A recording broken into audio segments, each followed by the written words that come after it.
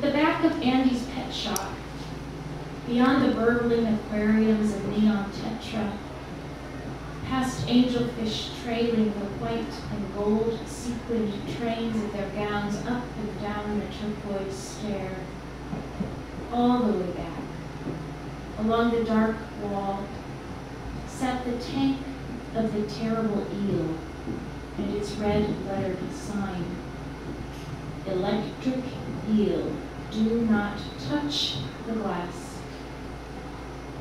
Even then I was made of music, my bones barely human. I touched the glass and waited. Does every syllable sure of itself sing? That child touched, waited for the surge, alive and trumpeting light. Sometimes the naive have the greatest view. I loved the Grand Communion. Liquid amber in fall, crimson tides of wind, I tasted the milk of an oleander leaf broken and offered in my brother's hand. Climbed to the thin swayed top of a sycamore, my human weight greater than a bird's, not knowing how to clamber down. Now my dreams are small misunderstandings and beads of self fallen from a pocket torn for light. I wake, and though the small worlds lost already are forgotten, dread pulses into the wider, larger world, a universe I intuit but cannot know. So quickly the ocean's smallest tongues take away the world. We see slog along, and the ebullient sea erases. The syringe and vial on the night table have been swept into the drawer of the dead. Mesmerized by the sea's multicolored lunge, we stand and reel, while the carver takes away the marble beneath our feet. Was there a flash and a hinge to another world? What did that electricity seek? My own bewilderment. Low moan of wind around the corner of the hill house. An eyedropper of morphine laid along an inner cheek.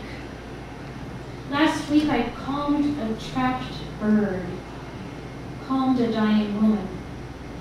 And tomorrow I will be vertigo, sand gone quick beneath my own 2 feet.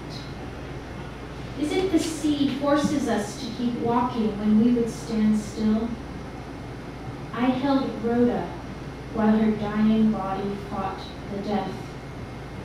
She reels and cannot walk away.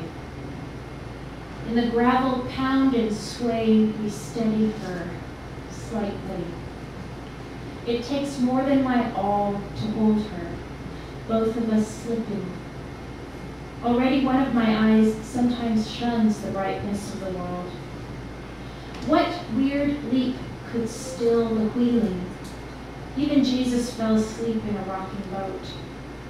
Did he dream he breathed below the surface? Finally, in dream, I took an icebreaker to the bottom of the world, stepped to the edge of land and ice and sea and began to walk. I wasn't really I, but a parade, the shape of time itself. Was it a flash, a hinge to another world? What did that electricity seek? Only the falling, from my fingers to my breast, and from my chest to the turning, to the breast of our turning world. Thank you. That I send a little coyote, a taxidermy coyote, along with the manuscript, thinking